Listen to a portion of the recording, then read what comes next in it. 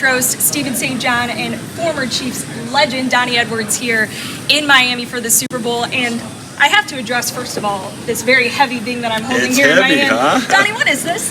This is the 2019 Salute to Service Award, presented by USAA and part of the NFL, and it just represents the service that we give back to our military veterans. Donnie, after you retired in 2009, a huge part of your post-NFL life became dedicated to giving back to the community. What sparked that passion for you? You know, my grandfather, he started me early on. I mean, he gave me the foundation to understand about our country and our freedom and opportunity that we have in this country. So it's so important. And, everyone else in my family served in the military. Born and raised in San Diego. It's a big military town, as you know. And, even when I was playing, I was still doing so much stuff, like USO tours and taking veterans back. And when I retired, I had more time to do more things. And my wife, Catherine, suggested that I start a foundation and to put under one house and do it on a much larger scale. So instead of taking 2 veterans back, take 16, take 20, get a team together and do it the right way. And it's just been wonderful. As you know, the Best Defense Foundation started in Kansas City.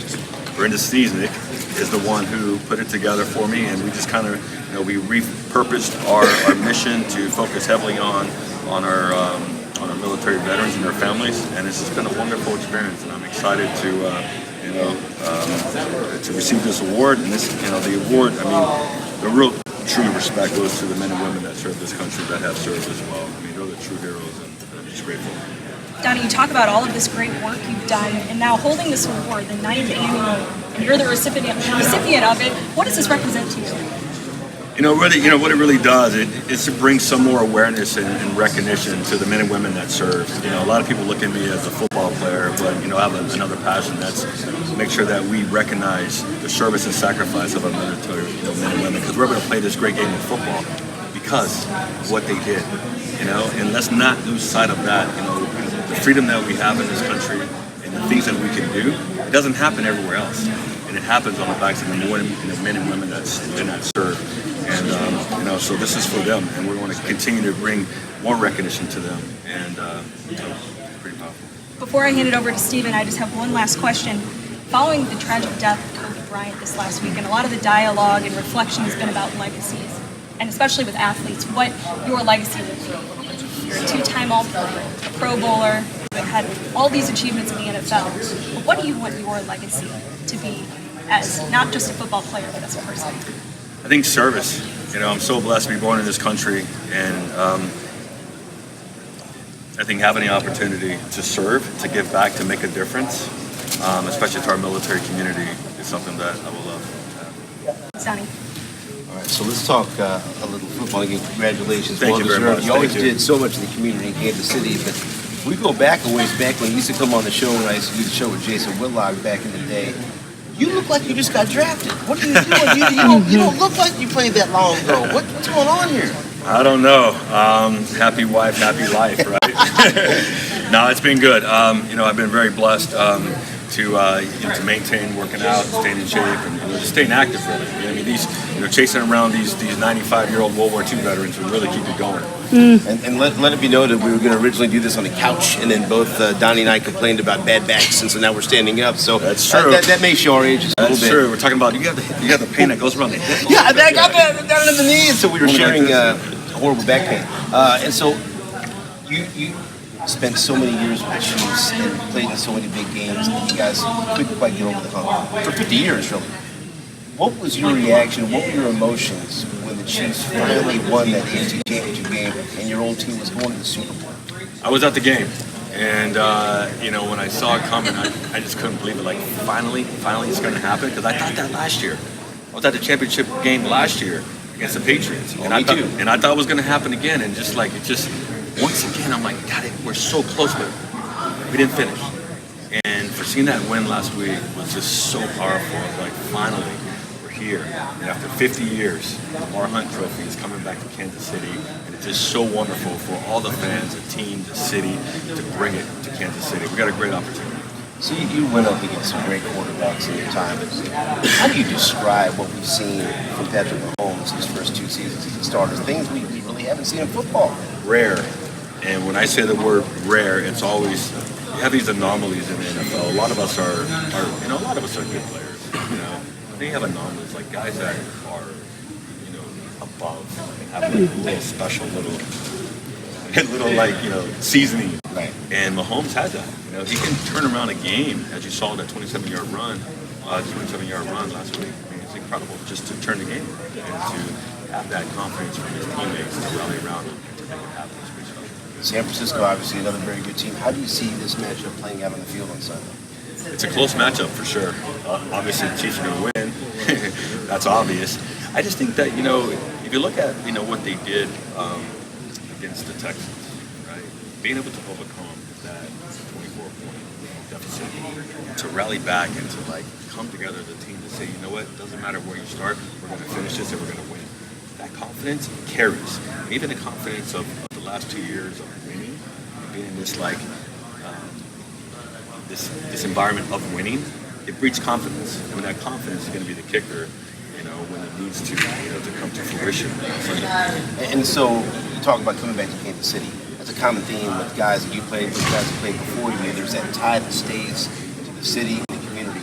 Why has Kansas City remained so special to you? Not only the organization, but the city itself. Yeah, it's my family. It's my home away from home. I mean, I was 22, 23 years old when I came to Kansas City, and the city just engulfed me, took me in as one of their own. I mean, he was a California kid. I mean, Derek Thomas called me Surfer Boy. Hey, Surfer Boy. But, it's amazing. Like, the community and the team is so intertwined together. It's so special. And the Chiefs has always, organization has always done a great job of bringing the city and the team together with our community service and things like that. So it's always my home away from home. I love the city and I love the family. Before we let you go, I want to ask you about DT, because here we are in Miami. He's barely 30 miles away from it. And that's one of the players that so many people fans thought of about Derek Thomas, because he's on those great teams and, all the great players that have come through there on the stadium. He's right there at the top. So maybe share that with us. What does it mean to you to be here in Miami where DT, is from, and now the Chiefs finally get back to the Super Bowl here, and for all the guys who you played with that are still here and that aren't with us anymore? Yeah, Chester McLaughlin, Lou Bush. There's a number of guys that I played with that are no longer here. Derek Thomas, and I look at this and understand the hard work and determination, what they've done for so long, and to be here in Miami, to have an opportunity to bring a championship back to Kansas City, DT's home city. Pretty powerful, because we've had some pretty good teams in Kansas City, so close, 13-3 several times with the bye, and didn't cash in. So, I mean, after 50 years, to bring it back to Kansas City and to win it here in Miami, where one of the best players in the Chiefs' history, Derek Thomas, is from, the story is just lining up right. Everything is lining up right. It's got to go out there and get the victory. I'm not crying, I promise. Or am I? Get me all choked up. Just to wrap things up again. Congratulations. Yeah, thank you very much. And then tell people again why this is so important to you, why this is so special to you, because this is something not to be taken lightly. You're doing so much for people, for men and women that do so much and have done so much for all of us, so we can enjoy a game like football. Yeah, no, it's true. If you think about the big picture, we're born in this great country, and this is America. I mean, I played football, it changed my life. I got educated, seen the world. I mean, thank God that I was born in this country and have the rights and the freedom that we do. And I never lose sight of, that's on the backs of the men and women that serve. And I know that because it affects, me personally in my life, because all my family has served. And I understand the hardship and the sacrifice and the loss as well.